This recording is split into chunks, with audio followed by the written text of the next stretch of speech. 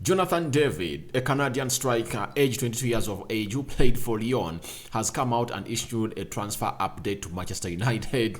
He has broken silence on his links to Manchester United, having had a very boring and unshining World Cup. Then the other player to talk about is Casemiro, a huge encounter of a language barrier at Manchester United and how it's affecting him, whether negatively or positively. We are going to get to know in the next 1 minute from now. And lastly, Trent Alexander-Arnold, a player that Rashford humiliated the first time he played at Old Trafford in a game that ended 2-1, where Rashford scored a brace, has come out and really hailed Marcus Rashford after that brace he scored against a side which goes by the names of Wales. Welcome to United Matters channel. How are you guys and where are you watching us from? Smash the like button, comment and share, guys.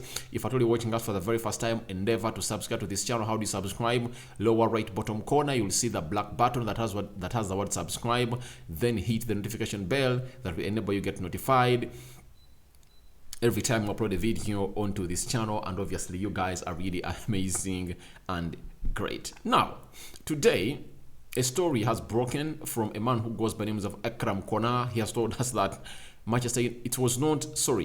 it never came in today. This story was dropped on the 28th of November that Manchester United, Tottenham, Arsenal, Chelsea, Everton and Bayern Munich have sent scouts to the World Cup to watch Lille striker Jonathan David, who is aged 22 years of age, in action for Canada. Now, if at all you've known, Jonathan David has been on the ladder for close to 2-3 seasons, being linked to teams like Manchester United, Real Madrid, Bayern Munich, and very many other teams. Remember, since he made his transfer from Genk to Lille, he has been really playing and scoring very many goals for his club, almost averaging 20 goals a season for a striker at the age of 20, averaging 20 goals a season for the previous 3 seasons in the French Ligue 1. There is no way you can tell me that he is not scouted by big teams like Manchester United. But all in all, he had a very bad World Cup, and I believe things fell apart, and maybe interest has dropped from Jonathan David to people like Vincent Abubakar, to players like Cody Gakpo and very many others who are really shining at the World Cup. Now, having told us that is Akram Kona, Jonathan David himself has come out and really dropped a statement as far as rumors to Manchester United are concerned. He said, "When I'm at the World Cup, I am just focused on trying to enjoy the World Cup. What happens after, I don't know. We will have to see. The Premier League is the best league in the world, and I think every player would want to play there someday." I think you've heard him very well, and he feels like he wants to come to the Premier League. When you look at the list of teams that are really scouting him, only Bayern Munich is not in the Premier League, but Manchester United, Arsenal, Tottenham Hotspur, Everton, Chelsea, 5 teams are playing into the Premier League, and he's telling us that it's the best league in the world and every player would want to come out and play in the Premier League. Let me focus to Manchester United. To me, I believe Jonathan David is a player that Erik ten Hag used to scout way back when he was at Genk. He wanted to take him to Ajax, but I believe he failed and the player chose Lille instead of a team which goes by the names of Ajax, and he brought in Sebastian Haller instead of Jonathan David. But ever since then, Jonathan David has gone ahead to make a very huge statement in scoring goals. Now, United is linked to 3 strikers. Now, Jonathan David, there is João Felix, and there is a player in the names of Cody Gakpo who is really firing goals in the World Cup. 3 games played, 3 goals, scoring a goal in each of the 3 games they played the group stages, and they're going to play USA, I think, tomorrow. Not so. I think tomorrow they are going to play USA, and England is going to be playing Senegal, according to what I know right about now. Now,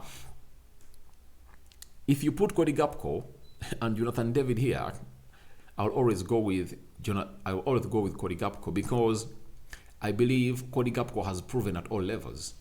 The national team has proven, in the Champions League has proven himself, in the UEFA Europa League has proven himself, in the World Cup he's a proven player.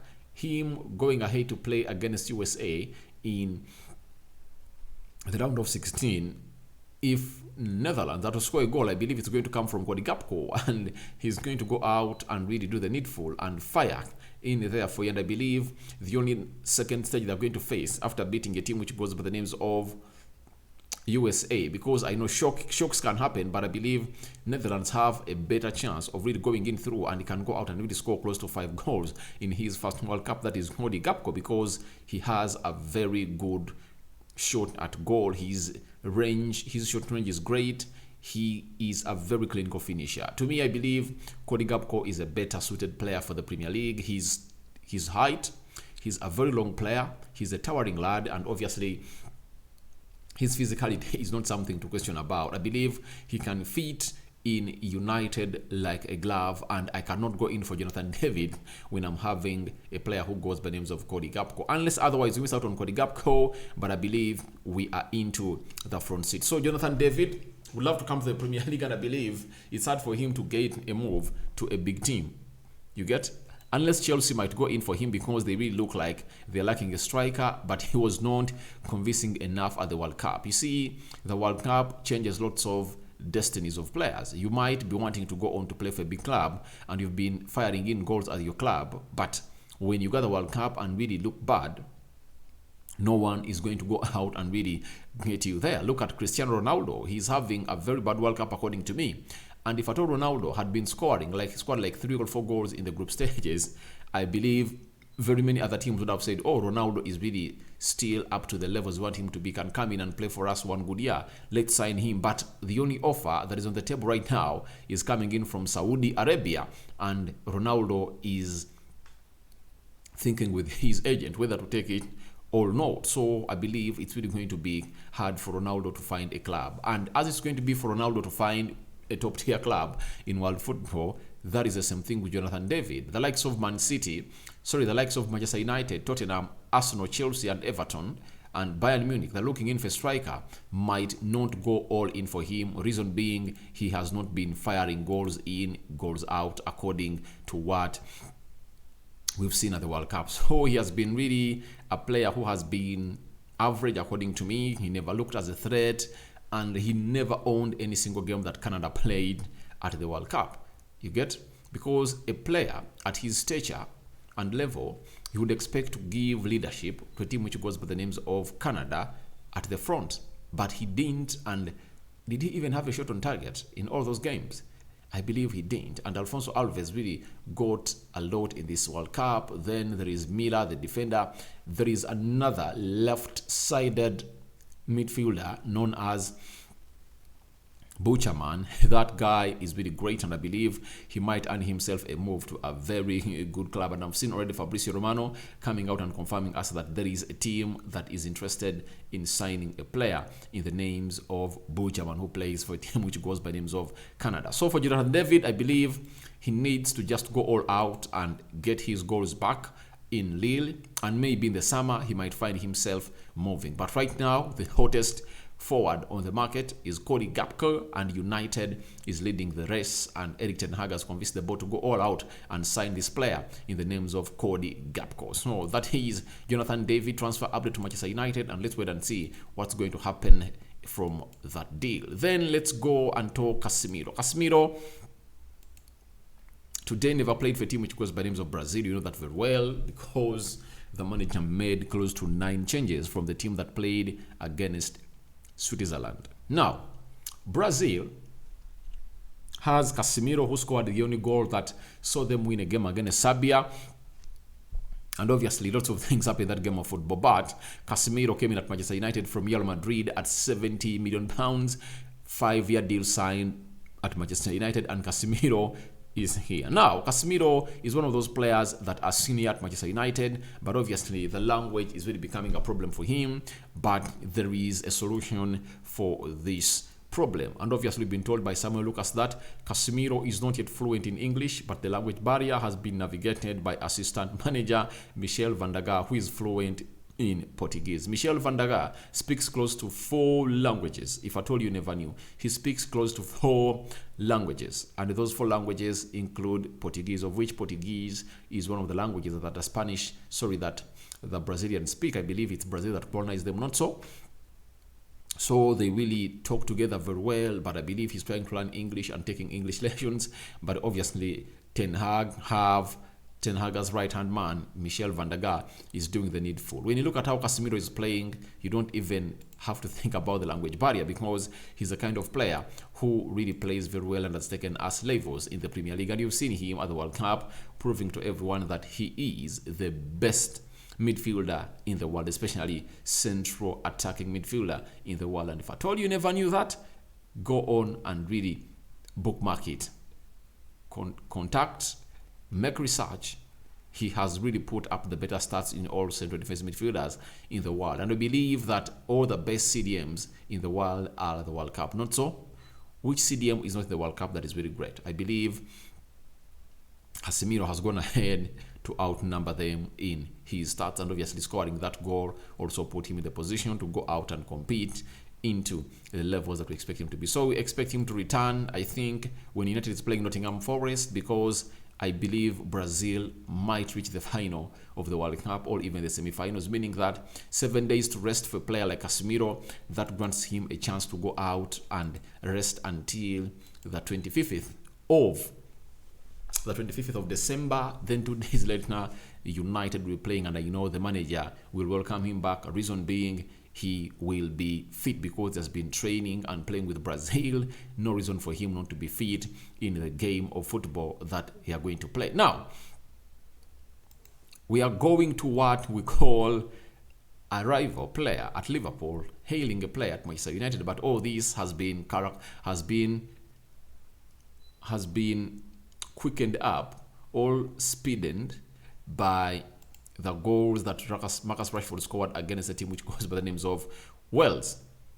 So, Trent Alexander-Arnold Rashford, he's an exceptional player. He's underrated. He's someone who can win games for his club and his country. He's shown that already, and I'm sure he's going to keep doing it. He can help us win this tournament, and that is the World Cup. Now, to me, I believe Ten Hag has done a lot on Marcus Rashford, though by the time Trent Alexander-Arnold got to know that Rashford is really deadly, we were under Jose Mourinho in that game that ended 2-1 at Old Trafford, where Rashford sat down Trent, I think, twice and scored for Manchester United in the first half. But the only goal that Liverpool scored was an own goal that was scored to our goal by Eric Bay. But he had a very good, decent game then. And obviously, Trent was really welcome to Old Trafford. But he has gone ahead to say that Rashford is underrated. He's a player who can win games for his country and his club. So he believes he's going to help them win the tournament of the World Cup. And I believe anything is possible in the game of football. We've seen shocks like today. Brazil has been beaten by a team which goes by the names of Cameroon. And so knocking out a team can be very easy. In just a blink of an eye, a goal can go in because it takes a second for that ball to cross the goal line. So I believe he is really right, and Rashford's brilliancy against Wales can really do him the needful. Now, we want to say that Rashford is technical. He can score goals. He can create goals. As defenders, you don't know what to play against players like him because you worry about what they are going to do. Whether they are going to score or create, that is what Trent is telling me about Marcus Rashford, and he tested him. He knows his bitterness. Even in the game against Liverpool recently, he's the one who really scored the winner of United versus Liverpool, and he went through that right side where Trent was supposed to be and broke him down and put that ball into the back of the net to make it 2-0 for United. Though later, Mohamed Salah pulled one back for Liverpool, though they never went ahead to capitalize to level that game of football. So as things stand now at Manchester United, Rashford is really one of those players that is running out of contract, and United want to give him a huge contract, and Rashford is firing in, game in, game out, and he has really shifted that form from Manchester United and is scoring in at the World Cup. 3 goals scored. He's among the top scorers, Kylian Mbappe, Cody Gakpo, and very many others at the World Cup. And Rashford is really going to play against Senegal. That is tomorrow. Not so. I believe tomorrow the World Cup fixture is really going to be on, and you are going to see a team which goes by names of